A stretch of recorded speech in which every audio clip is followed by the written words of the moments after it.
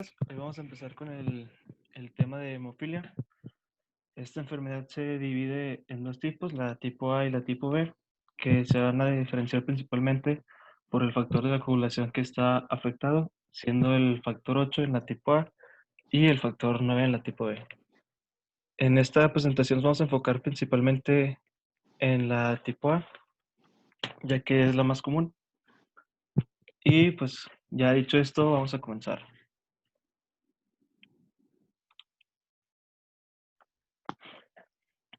Bueno, la hemofilia tipo A es una enfermedad hereditaria ligada al cromosoma X.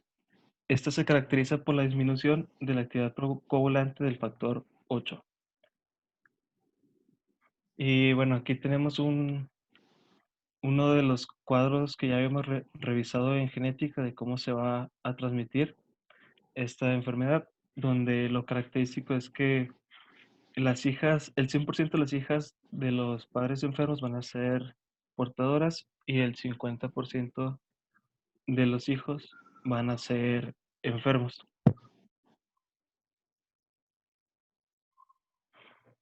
Su incidencia va a ser de uno entre cada 5.000 a 10.000 varones, siendo este el trastorno de la coagulación más frecuente.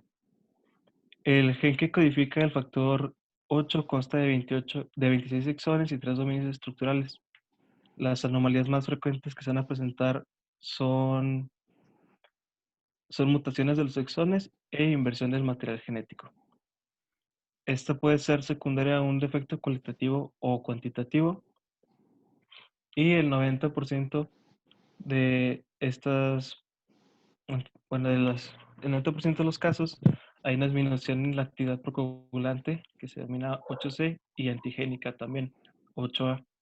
En el 10% restante solo se va a deber a la actividad antigénica principalmente. Muy bien, ahora vamos a pasar a las manifestaciones clínicas.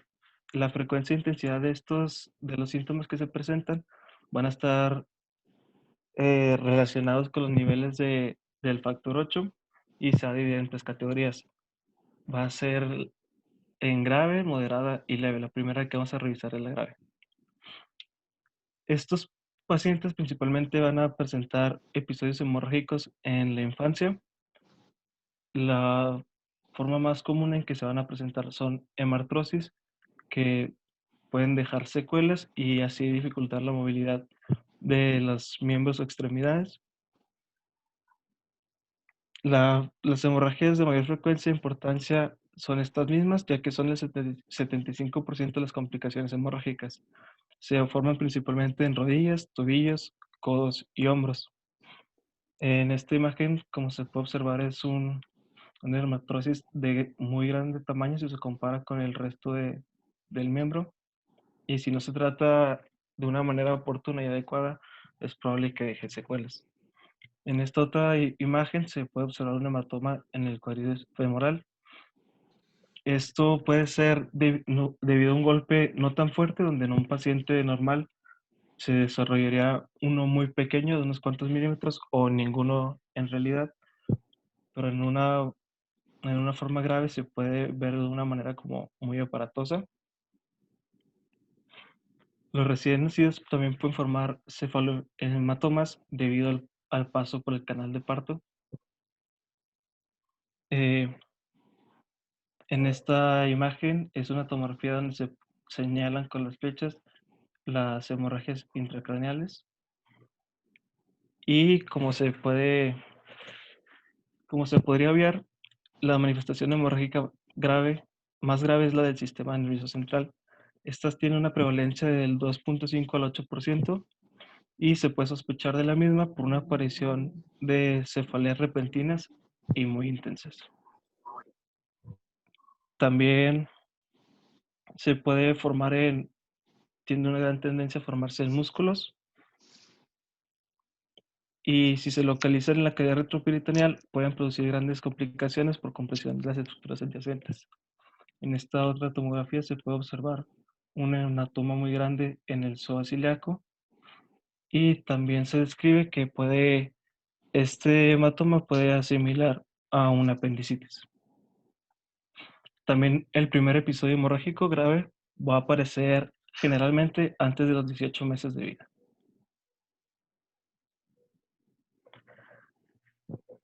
La siguiente categoría que vamos a revisar es la moderada, donde se van a formar hematrosis ocasionales con posibilidad de dejar secuelas articulares de igual manera que en la grave, pero no tan frecuente. Y la manifestación más grave se va a producir posterior a una cirugía. En cuanto a la leve, estos no tienen problemas hemorrágicos. Los pacientes van a ser diagnosticados posterior a una extracción dentaria o a una intervención quirúrgica donde se va a poder obviar que tienen una hemorragia distinta o más profusa. Y aquí se presenta una tabla con las tres clasificaciones. En la primera columna vamos a ver los niveles de factor 8 que presentan en cada una, en la grave siendo 1%, en la moderada entre 1 y 5 y en la leve más de 5%. Su incidencia va a ser del 50%, donde va a presentar una enfermedad grave, hemorragias frecuentes y deformidades articulares si no se trata adecuadamente. En cuanto a la moderada, un 10%, una enfermedad moderada y hemorragias postraumáticas y espontáneas ocasionales. Y en cuanto a la leve, de un 30 a 40% y son hemorragias postraumáticas. Se menciona que el diagnóstico de esta patología es sencillo, donde se tiene que revisar la historia clínica, se hace un análisis de tiempos de coagulación y un diagnóstico diferencial para poder llegar al tipo de hemofilia correcto. Entonces se nos presenta aquí una tabla para diagnóstico diferencial entre la hemofilia tipo A, tipo B y la enfermedad de von Willebrand, donde las hemofilias en su modo de herencia son ligadas al cromosoma X y en la de von Willebrand son autosómicas. Como ya les mencioné, las hemofilias van a estar más relacionadas a hemorragia en músculos y articulaciones y la de von Willebrand a mucosas y membranas. Se debe destacar que tanto los tiempos de hemorragia como el de protrombina van a ser normales para ambos tipos. Y lo que nos va a interesar es que el tiempo parcial de tromboplastina activado va a estar alargado. Ya para hacer un correcto diagnóstico diferencial entre tantas es muy sencillo. Si el factor 8 es el que está abajo, entonces se trata de una hemofilia tipo A. Si el factor 9 es el que está abajo, se trata de una hemofilia tipo B. Y si lo que está abajo es el factor de von Willebrand, se trata de una enfermedad de von Willebrand. El diagnóstico para portadoras de hemofilia se va a basar en métodos directos, como es la investigación de la mutación familiar conocida, o indirectos, como el análisis de los fragmentos de restricción polimórficos obtenidos tras la digestión del ADN. El análisis en estas pacientes es útil para establecer un diagnóstico prenatal de, de los varones que puedan estar enfermos y poderles dar un correcto tratamiento lo antes posible y así evitar mayores complicaciones y secuelas. Ahora vamos a pasar al tratamiento. Los principales dos terapéuticas que vamos a hablar son muy similares. Los concentrados plasmáticos de factor 8 y el concentrado de factor 8 recombinante.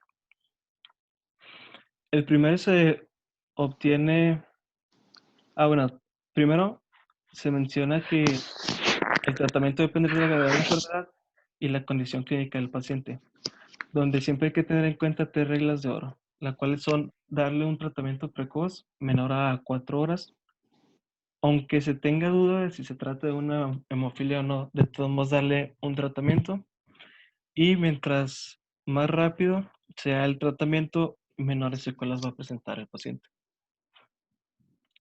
Ahora sí vamos a revisar el primero, el cual se va a mezclar, bueno, se va a obtener de la mezcla del plasma de 2.000 a 5.000 donadores. Posteriormente va a ser purificado por cromatografía de alta afinidad o intercambio iónico y se va a inactivar, se va a pasar por un activado viral. Esto antes no se realizaba, se comenzó a realizar a inicios de este siglo y se encontró que a finales del siglo pasado, más del 60% de los pacientes hemofílicos graves que no se habían sometido a la inactivación viral eran VIH positivos y aún en gran mayor medida eran positivos al virus de hepatitis C. Esto es lo que se ha podido evitar con esta inactivación viral, pero cabe destacar que de todos modos los pacientes que someten a este tratamiento deben ser vacunados para el virus de hepatitis B. Otra alternativa muy similar, pero realizada por medio de la genómica y ya más enfocado a, ese, a ese tipo, es el concentrado de factor 8 recombinante, donde son eficaces e inocuos para el desarrollo de enfermedades transmisibles, aunque tiene la desventaja que algunos pacientes desarrollan inhibidores a este factor 8 que va a dificultar el tratamiento de los mismos. Otros dos tratamientos son la desmopresina, el cual es un análogo a la vasopresina que estimula la liberación del factor 8 por el endotelio y es capaz de duplicar o triplicar su concentración. Se puede administrar tanto vía intravenosa o intranasal.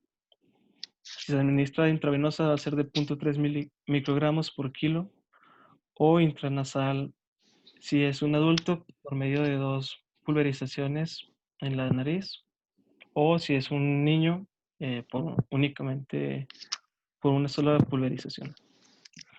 Y la medida intranasal se utiliza en caso de hemofilia leve. Los antifibrinolíticos impiden la disolución del coágulo una vez que éste ha sido formado. La dosis nos da un ejemplo del ácido tranexámico de 10 miligramos sobre kilogramo cada 6 a 8 horas y este va a estar contraindicado en casos de hematuria. Cabe destacar que cada unidad de factor 8 por kilogramo va a elevar un 2% la concentración plasmática del mismo. Por lo que si se quiere establecer cuál es la dosis correcta de unidades, se va a multiplicar el porcentaje deseado que se quiere obtener por la mitad de lo que pesa el paciente. Por ejemplo, si se quiere obtener un 50% de incremento en el factor 8 y el paciente pesa 80 kilos, vamos a multiplicar 50 por 40, que nos da un total de 2.000 unidades. Esta se tiene que administrar 2 veces al día, ya que eso se vida es de 12 a 14 horas. Y otras medidas, además de esta, que se recomiendan son reposo, inmovilización y control del dolor. Otro tema es la profilaxis. Esto puede ser en caso de que se vaya a someter a alguna cirugía menor, mayor o como la retiración de un diente, o en caso de que se presente algún tipo de hemorragia, se va a dar una profilaxis o un tratamiento para ese momento. Aunque algunos pacientes que tengan manifestaciones graves van a requerir una profilaxis prácticamente a lo largo de toda su vida. Algunas opciones de profilaxis en caso de hemofilia A leve podría ser una descarga de desmopresina antes de ir al dentista o de someterse a una cirugía menor. En caso del que el paciente presente hemofilia grave, podría elevarse el factor 8 al 50% si se ha sometido a una extracción dentaria o cirugía menor, o hasta el 100% en caso de una cirugía mayor y mantener el 50% la semana posterior. Todo esto para evitar hemorragias y complicaciones por estos procedimientos. Y también dependiendo de la hemorragia que se presente, se recomienda una dosis de unidades para administrar todos bolos intravenosos cada 12 horas de uso en mi vida. Y con estos bolos es el nivel hemostático deseado que se puede obtener.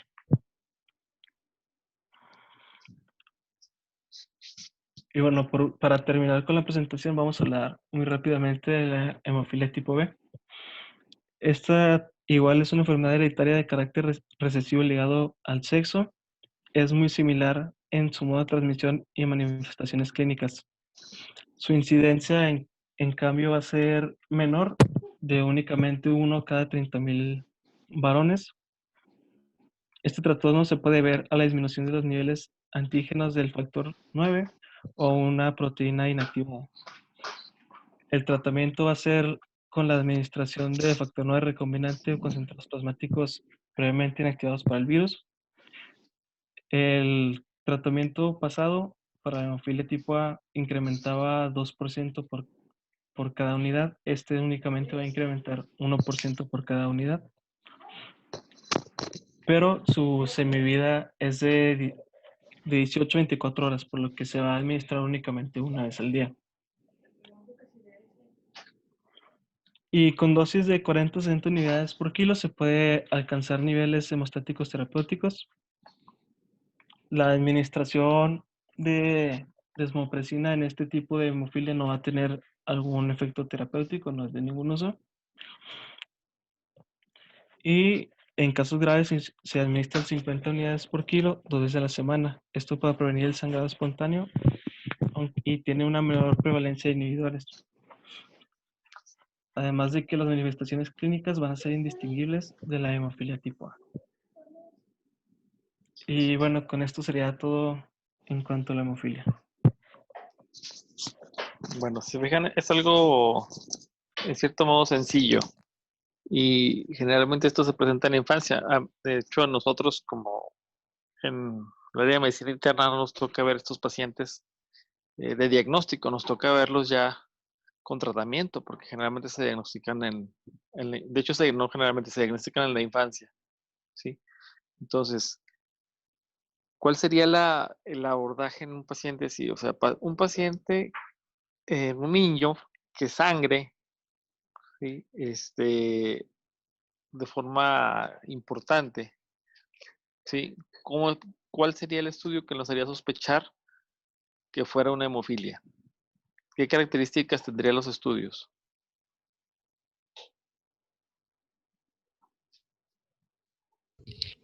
Pues tendría los tiempos de coagulación alargados, ¿no?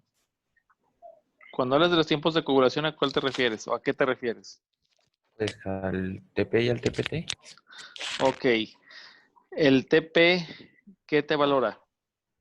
La intrínseca. No, Perdón, te la valora extrínseca y el la TPT la extrínseca. intrínseca. Ok, entonces, ¿cuál se prolongaría?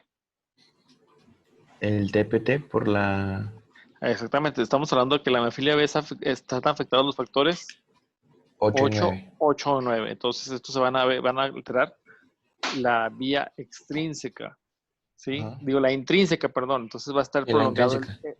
el TPT. El TP generalmente va a ser normal. Puede llegar a ser prolongado si el paciente lo agarras en una etapa donde está sangrando demasiado y ya consumió los factores.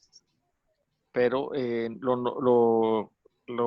si le tomas el examen inmediatamente, que ya cuando estás sospechando el sangrado, va a salir el TP normal y el TPT prolongado. Entonces de ahí realmente tú vas a pensar inmediatamente en si es un niño, ¿sí? Que tiene una hemartrosis, que tiene un encefalohematoma, como mencionaron después del canal del parto, si tiene un hematoma muscular, pues vas a tener tu obligación va a ser forzosamente descartar una hemofilia. Y entonces tú le pides el panel de coagulación en el cual te mide el TPT, perdón, se, se hacen pruebas con el TPT, se le agrega factores y se corrige el tiempo de coagulación cuando le agregas los factores y aparte mide los niveles de factor 8 y factor 9 y te da el diagnóstico. ¿Sí?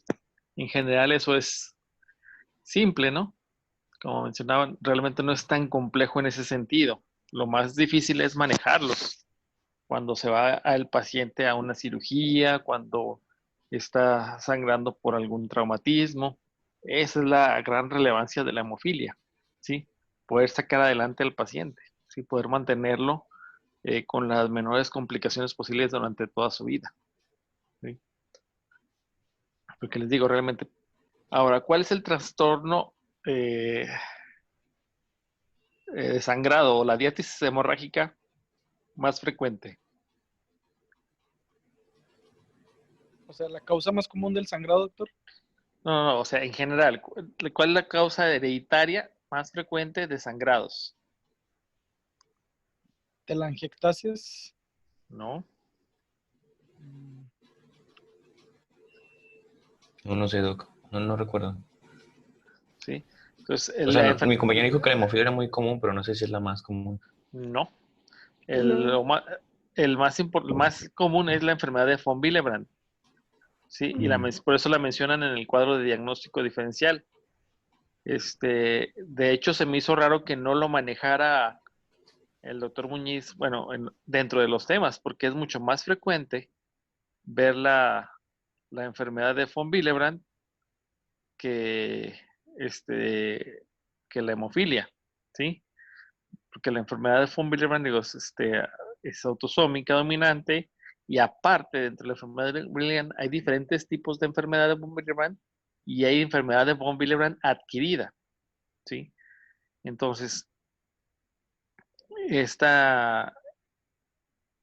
muchas veces la gente considera, bueno, se considera de forma inadecuada, ¿sí?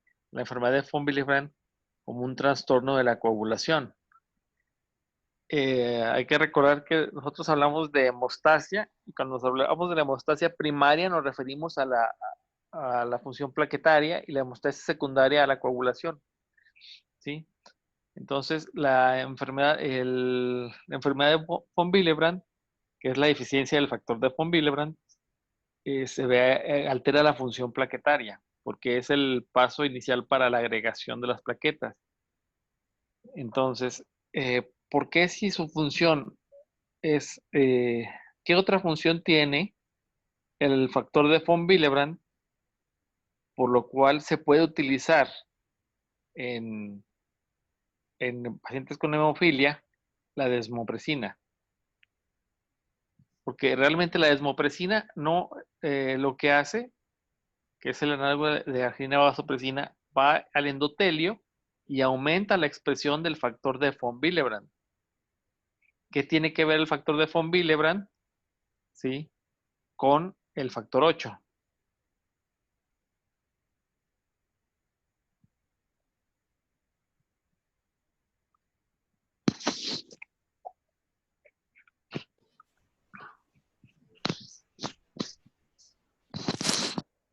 El factor de von Willebrand, digo, porque lo mencionaron para la hemofilia leve.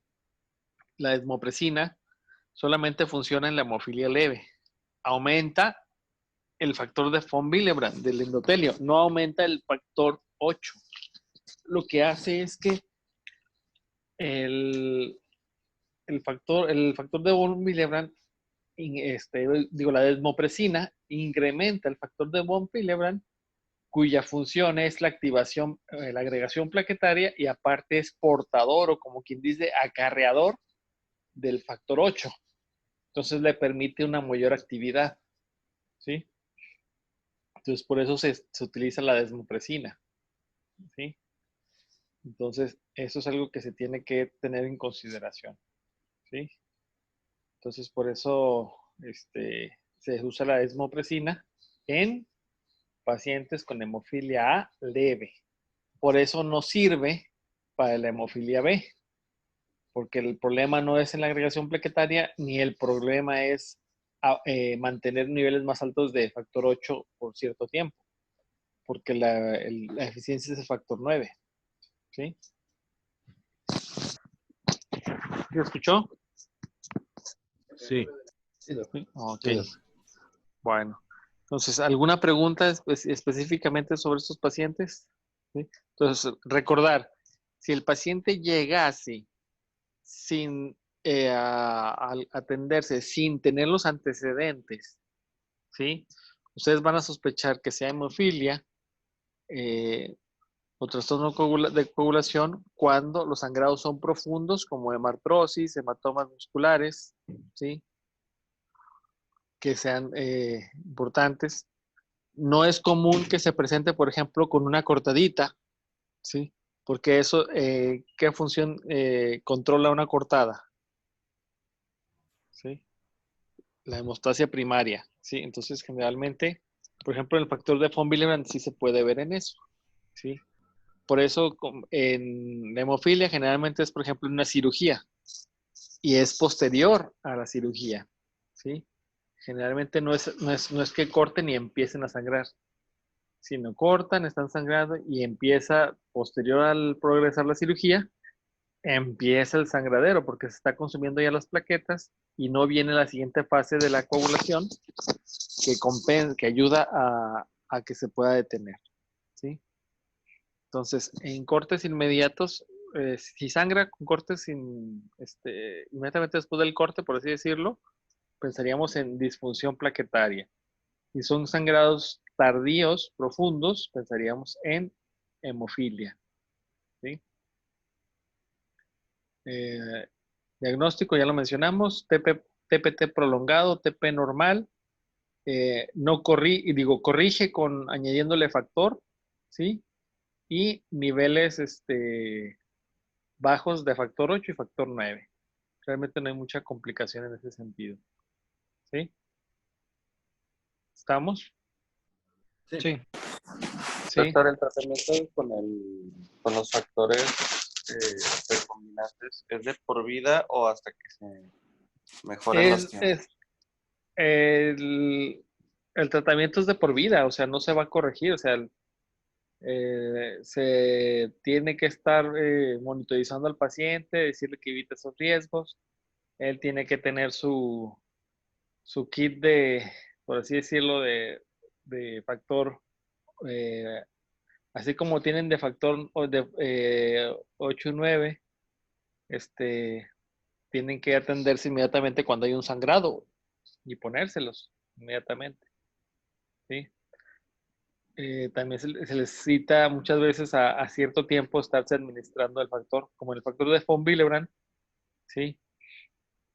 Tiene que, como el factor de von Willebrand, por ejemplo, la enfermedad de von Willebrand es más en la hemostasia primaria, es más común que el paciente inicie con sangrados y no le den tiempo de llegar a atenderse, ¿sí?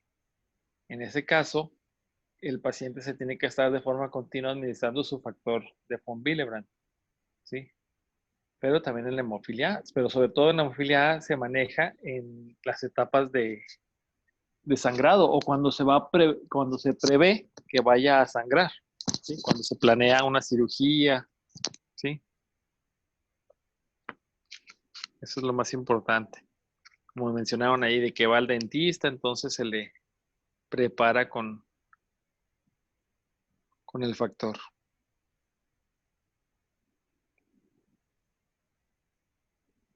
¿Alguna otra pregunta? Doctor, entonces, por ejemplo, si dice que tiende a ser un poco más sangrado, por así decirlo, quirúrgico o sangrado interno, es común que estos pacientes, por así decirlo, presenten una desproporción entre mecanismo de lesión y cuadro que presenta, por así decirlo, a lo mejor un traumatismo a nivel abdominal no tan significativo o algo les puede producir a ellos el sangrado por lo que estamos viendo. Exactamente, haz de cuenta que, por ejemplo, puedes, por así decirlo, recibe el golpe ahorita y a lo mejor anda bien un ratito todo y de repente se empieza a descompensar. ¿Me explico? O sea, 1 o 2 horas empieza a deteriorarse porque la hemostasia primaria funciona, ¿sí? Y te lo puede detener un poco, pero es nada más como su nombre lo dice, es hemostasia primaria, requiere la secundaria para detener de forma eficaz. Un traumatismo que en una persona normal no le causaría nada, sí, en estos pacientes sí puede llegar a progresar. ¿Sí? Ok, muy bien, doctor, gracias. ¿Sí? Entonces, por eso hasta ahí te lo dice, pues un hematoma, una hemorragia retroperitoneal, hematoma intramuscular, tienes que ponerle el factor. ¿Sí? Entonces, pero como te digo, como estos pueden ser más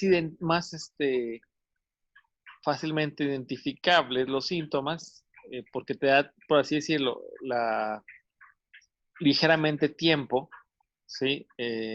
de poder, ¿cómo se llama?, detectarlo, no siempre no se deben de estar de forma habitualmente reponiendo los factores, más que en el sangrado, ¿sí? En cambio, en la von Willebrand, como es más común que te hagas un golpecillo en la muñeca, ¿sí? Un golpe que vas pasando y te pegues con algo fuerte, y tu hemostasia primaria es capaz de limitarlo y no necesitar lo demás. Pero si no lo puedes detener, empiezas a sangrar, ¿sí? Eso es lo que pasa. Ok, doctor, gracias. ¿Sí? ¿Alguna otra pregunta?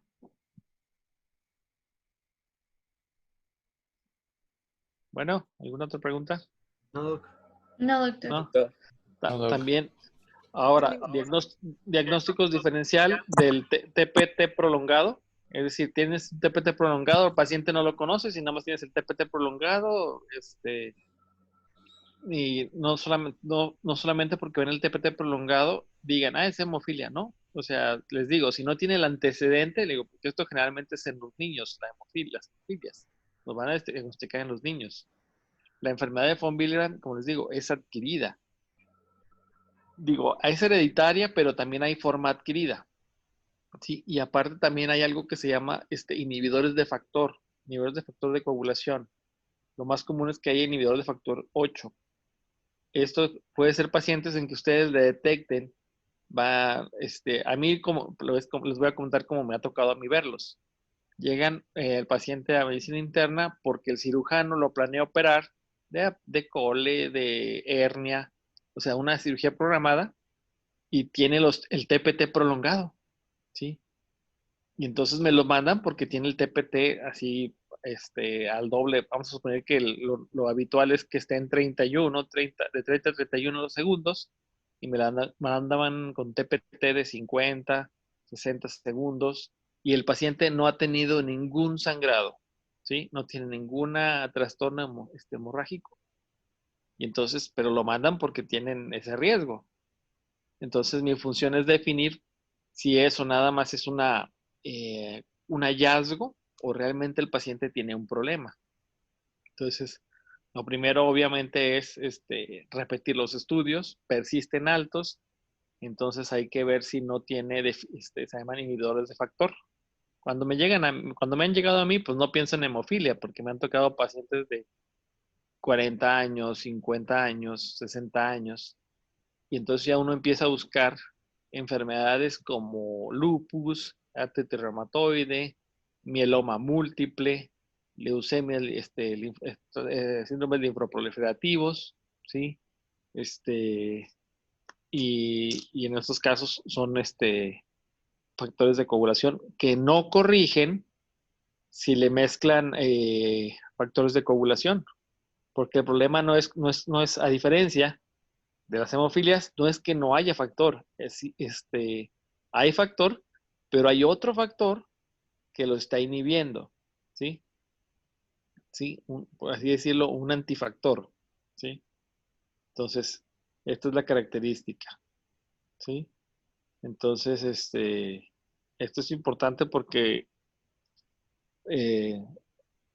a base de nada más de estos estudios, me ha tocado ver pacientes que a raíz de estudiarlo nada más con el puro TPT prolongado, se le diagnostica mieloma múltiple, lupus, leucemia linfocítica crónica, ¿sí? Entonces son datos importantes que tenemos que tener en mente, ¿sí? Bueno, ¿alguna pregunta? No, doctor. ¿No? Bueno, No. si no hay dudas, este tema estaba más tranquilillo. Como les digo, realmente no es tan complejo en ese sentido. Lo complejo es controlarles el sangrado, ¿sí? Si no hay preguntas, nos veríamos mañana ya con el último tema de CID, Sí, ¿verdad? doc. Sí, es Ok. el último. Ándale, pues. Creo que el examen se los van a poner el próximo lunes. ¿Sí les han comentado? No, doctor, no nos han No, dicho doc. nada. Ok. Igual preguntamos.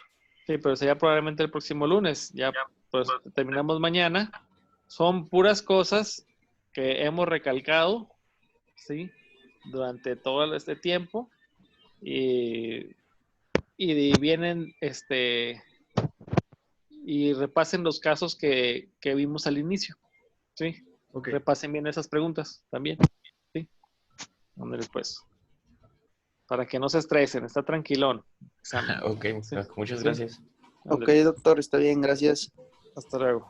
Hasta luego. Hasta mañana. Hasta mañana. Hasta mañana, No, doctor. gracias.